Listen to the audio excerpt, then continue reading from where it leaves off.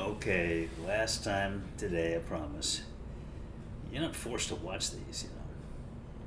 Yeah, most of you do know that. Yeah, most of the people in this country know that.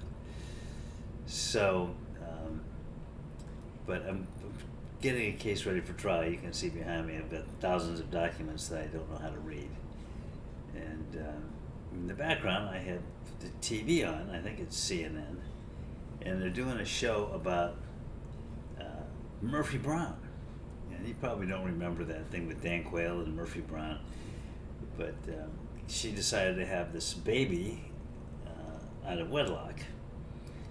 And so Dan Quayle criticized her for that, said it was a bad reflection of American values and blah, blah, blah, blah. And they were talking about this, and they were saying that actually, that according to some research or polls or whatever, that incident with the sort of insensitivity and blindness of Dan Quayle and the administration supporting him, attacking a fictional character over a person's right to make decisions about their own bodies, their own families.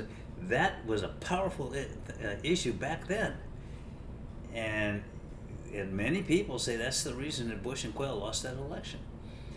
And just having said it resonated with what's going on with Trump, which is every bad thing that people do, every tone-deaf thing that people have done in the past, he magnifies it by 1,000 because, frankly, he's just a moron. And he can't control himself. He says anything that pops into his pea brain. And like a lot of people, he's a certain type of person that if they think of something and they're the ones that thought of it, it must be right. Most people reflect a little bit. They say something or something pops in their head and they're supposed to say something and they think, well, yeah, maybe I better hold back. Check, especially if you're in the public eye. Maybe I better check and make sure before I pop off. He just shoots his mouth off. He just shoots his mouth off all the time. Brrr. And his mega heads like that because they say, yeah, he tells it the way it is. He's honest. Oh, and he's funny. I heard somebody say, oh, he's a riot. He's the funniest guy. He's got a great sense of humor. He's not funny. It's one of the reasons he gets in trouble is he says things that he thinks are hilarious, but his delivery is such that you can't tell the difference between when he's saying something sarcastically, which he thinks is hilarious, or he's saying something and really means it, because he has no delivery. He's lacking that gene. So he says things that are just ridiculous and outrageous, and then he'll say, oh, well, I was just kidding. Well, it didn't sound like you were kidding. And especially this thing like eating cats and dogs, and it's like, and he doubles down on it, and he's angry about it, and he's I'm not kidding about that. He just says things. Out it pops. No filter, I guess is probably the best way to describe it. There is no filter. Or as we say in my country, non-filter. I don't know why we say that. It's my country. We say funny things in my country. Welcome to Irlandia. Yes. Those who come seldom leave. They try to. They wish they could. They're sorry they ever entered. Why are we talking about that? Let's get back to this thing with Trump. So, this business of this whole abortion mess and the way they've handled it, and him coming out and saying, yes, I've finally done what the people were demanding, and now the people are so happy because it goes back to the states. Well, if you're a woman who lives in one of those many states that are red states, and they control the legislatures, and they want to make sure that they do everything they can to discourage any sort of abortion or any kind of treatment which could even fall into that category, then you're stuck.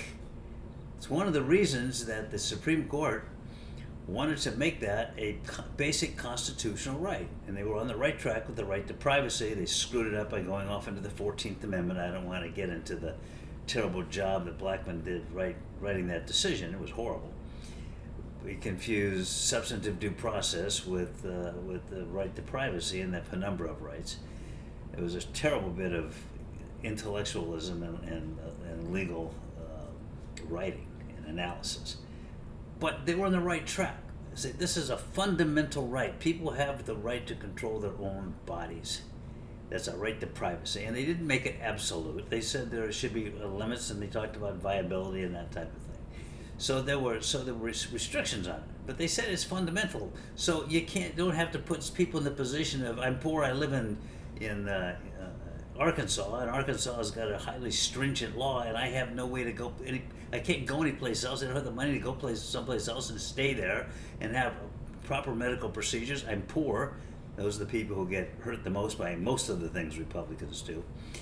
And so it's terribly unfair and terribly cruel and terribly mean, and people are not thrilled that now it's left up to each individual state to decide whether or not they want to be horribly cruel and unfair and mean to some poor woman who's as Harris talked about the example of this woman bleeding out in the parking lot. Boy, people are really glad that this thing went back to the states so the states could put in place restrictions that would cause a woman to bleed out and almost die or die. I think she did die in a parking lot. So we're just really grateful for that, aren't we? Now, you see, I'm being ironic there. I'm not being serious in saying that we're glad about that. I don't think most people are very glad about that. So I think this whole abortion thing and the way it's been handled could blow up in Trump's face the way it did for George Bush Sr. and Dan Quayle.